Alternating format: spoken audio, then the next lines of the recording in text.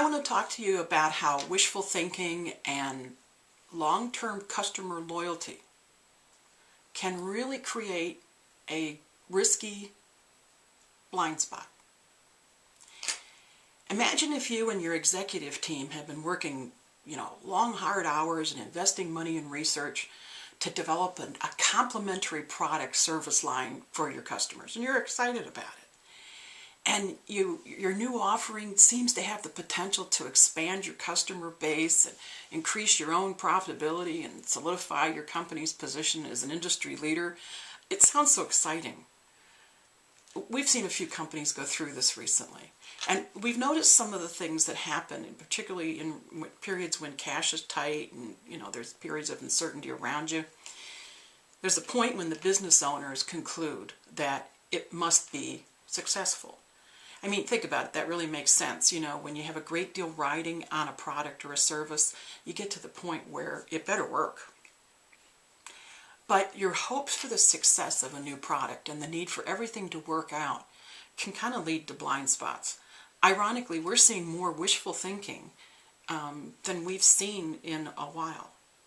It's funny, you go from being skeptical that anything can work to being so hopeful and needing something to work. There's an interesting flip in reactions. All right, so let me give you a story. ABC Company, obviously we're going to be anonymous about this, recently introduced a complementary product that it saw as having tremendous benefits for the customers. The product launch was a little rough, but there were a lot of good reasons that it, had some problems, and the customers didn't complain.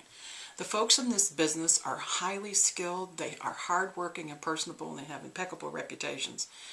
And the overwhelming majority of the customers really like them. So the owners of ABC Company, they brought us in to do strategic planning. We're growth specialists. So what they wanted to do is make sure that they were ready for the exponential growth that this new product launch would probably spark. So, we do interviews of customers and employees and vendors, and we look at documents, et cetera, et cetera. And much to our surprise, 20 interviews, the first 20 customer interviews, every single one, the customers were expressing concern, disappointment. They didn't see the new product as complementary. They saw it as taking away what they had. They missed what they had before. Some of them resented that they didn't feel like they were asked or didn't give their permission to be switched to the new product improvement. They wondered if, maybe this product was only designed for the company to have more profit or to be easier for them. And here's the thing that was even worse. Because the customers liked them and were long-term and were loyal, they didn't say anything. They didn't want to hurt them. They didn't want to distract them. They knew they were busy. And, they figured, well, maybe it was just me. So they started to shop to go somewhere else and had never told the people in the company. Now, it's interesting to us, okay, and we've seen this before. We've been in business long enough that you can see this happen. How angry these really nice folks that had invested in this new product line, how angry they got at the interviewers for bringing the information to them. It was like shoot the messenger.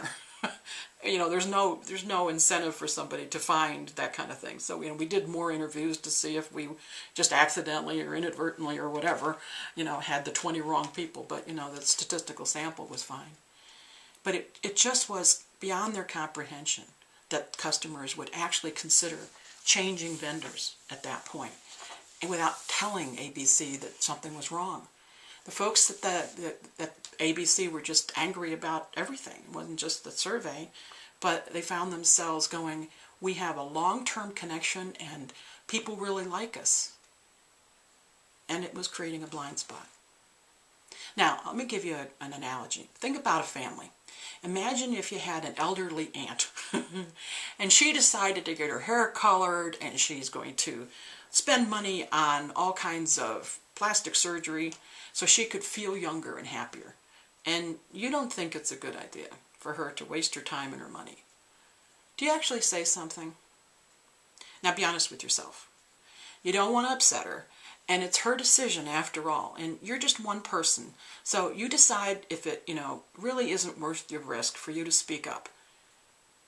Long-term loyal customers sometimes are the same way. And they're a little reluctant.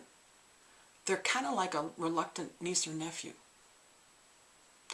Are you sure that if you got negative results from a customer survey, that you wouldn't argue about it? If you had invested a great deal of time and money to create a new service and a product, and you had a lot on the line, how long would you argue with the results?